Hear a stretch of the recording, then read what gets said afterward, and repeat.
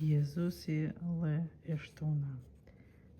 Një të shtunë, kur Jezusi po kalonte nëpër të mbjella, nxënësit e tij kaputnin kallëz, i shkoplonin në dorë dhe i hanin. Atëherë disa farisej thanë: "Pse bëni çka s'është e lejueshme të bëhet të shtunën?" Jezusi u përgjigj: "A nuk keni lexuar çfarë bëri Davidi kur u urdhërua e ai dhe përcjellësit e tij, si hynin në shtëpinë e hyjt i mori bukët e kushtimit, hëngri vetë dhe u la të hanë edhe atyre që ishin me të. Bukët që s'kishte tjetërkush leje t'i hajë përveç priftërinjve." Dhe u tha: "Biri i njeriut është zotëria e të shtunës." Njeriu me dorë të thatë. Një të shtunë tjetër Jezusi hyri në sinagogë e filloi të mësojë. Ishte aty një njeri që kishte dorën e djathtë të thatë. Skribët e farisejt nuk i ndanin sytë, a mos po shëron të shtunën, që kështu të kinin për çka ta paditnin. Jezusi u dinte mendimet e i tha njeriut që e kishte dorën e thatë: "Çohu e dil në mjedis." Ai u ngrit e qëndroi në këmbë. Atëherë Jezusi vazhdoi: Ju pyes, a është e lejueshme të shtunën të bësh mirë apo të bësh keq? Ti shpëtosh jetën dikujt apo ti humbësh?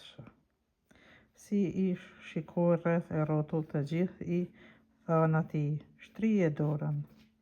Ai merri ashtu e dora iu shërua.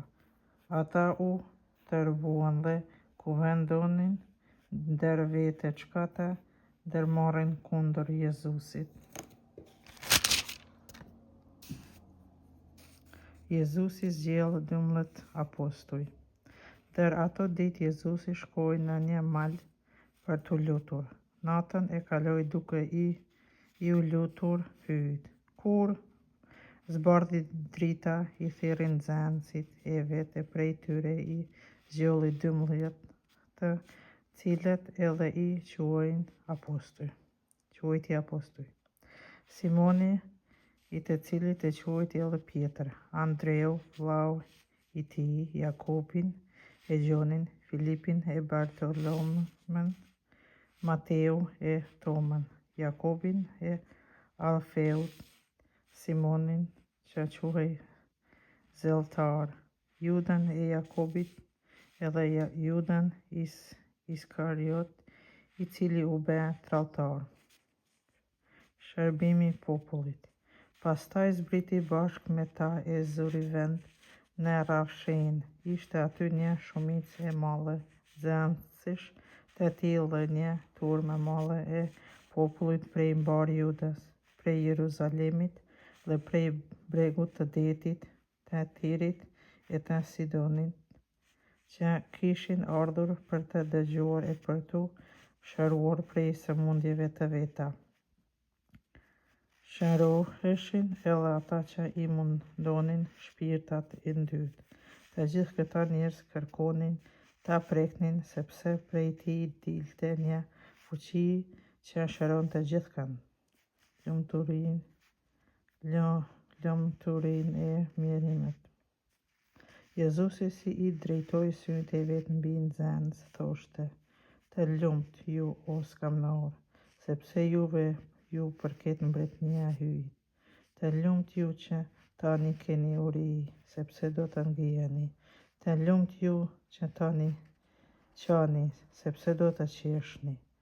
Të lumt ju kur njerëzit do t'ju urrejnë, kur do t'ju përjashtojnë prej rrethit të tyre, kur do t'ju poshtërojnë, kur do t'ju çmojnë emrin tuaj për të pandershëm, për shkak të Birit të Njeriut.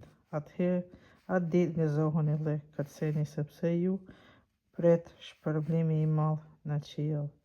vërtet në të njëjtën mënyrë veprat edhe e tërit e tyre me profetët.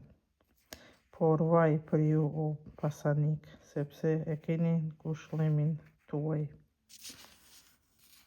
Vaj për ju që tani jeni të ngopur, sepse do të pësoni uri.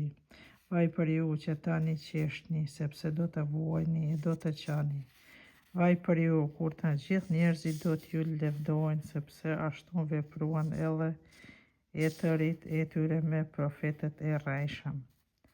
Dashuria kundër armiqve. Po ju them, juve që më dëgjoni, doni armiq tuaj, bëni ju mirë atyne që ju udhërojnë, bekoni ata që ju mallkojnë, lutuni për ata që dije keqes ju mundojnë. Ati që të bie njerëz faqe, ktheja edhe të tjetrën. Ati që ja rrëmben pallotën, mos ja ndal as këmishën. Secili që lyp prej tejet jepi, e ati që merr gjatë tënde mos kërko ta kthej. Si dëshironi t'ju bëj juve njerëzit, ashtu bëjuni edhe ju atyre. Nëse i doni vetëm ata që ju duan, çfarë merite të veçantë pritni, sepse edhe mëkatarët i duan dashamirët e vet. Edhe nëse pra u bëni mirë vetëm atyre që ju bëjnë mirë, çfarë merite të veçantë pritni, aq bëjnë edhe mëkatarët. E në qoftë se huajoni vetëm atyre për të cilëve shpreson se do t'ju kthej, shpërblim do të keni edhe mëkatarët e u huajojnë mëkatarëve, por që të kthehen aq sa Allah. Por ju doni armiq tuaj, bëni ju mirë, huajoni pa pritur se do t'ju kthejnë gjë. Kështu do të jetë i madh shpërblimi i juaj dhe do të jeni bijtë të i lartit Zot, sepse ai ua do të mirën edhe të pavarëshmëve e të këqivet. Behuni edhe ju të mëshirshëm, sikurse edhe Ati juaj është i mëshirshëm. Mos gjykoni të tjerët. Mos gjykoni dhe nuk do të gjykoheni. Mos dënoni e nuk do të dënoheni. Faleni e do të gjeni falje. Jepni e do t'ju jepet. Mas e mirë, e dendur, e tundur dhe grumbulla do të jepet nën sjetull tuaj, sepse me atë mas që të matni do t'ju matet edhe juve në kthim.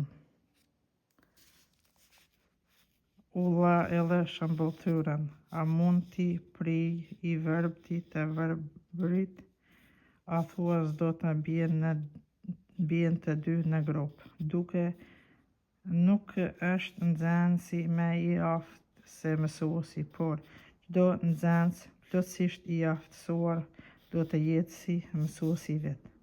Po pse e shikon lëmishtën në sytë e vllaut tënd e nuk e sheh traun në sytë tënd? Si mund të thuash vllait tënd, vlla, nal ta heq lëmishën që ke në sy ti, që të nuk e sheh traun në sytë tënd? Shtira cak, nxirre me parë traun nga syri yt dhe atëherë do të shohësh qartë nga nxjerrësh lëmishën nga syri i vllaut tënd. Lënda njihet prej fryteve të saj.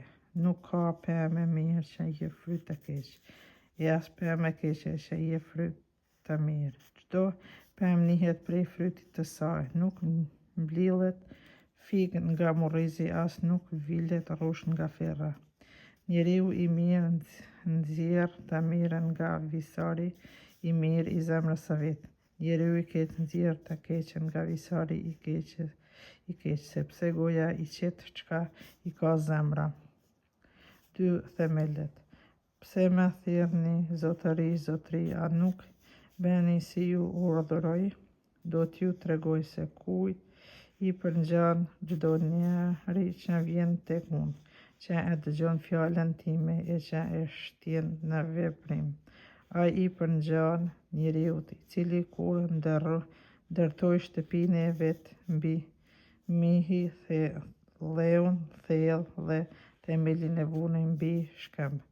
Ravëshim, lumi u vërsul mbi atë shtëpi, por nuk mundi ta tund, sepse ishte e ndërtuar mirë, kurse ai që e dëgjoi, por nuk e shtjen në veprim fjalën time, I përgjigja njeriut që e ndërtoi shtëpinë përmbi leje pa themel, u vërsul lumi e menjëherë e rrëzoi atë shtëpi, u bë gërmallë e madhe.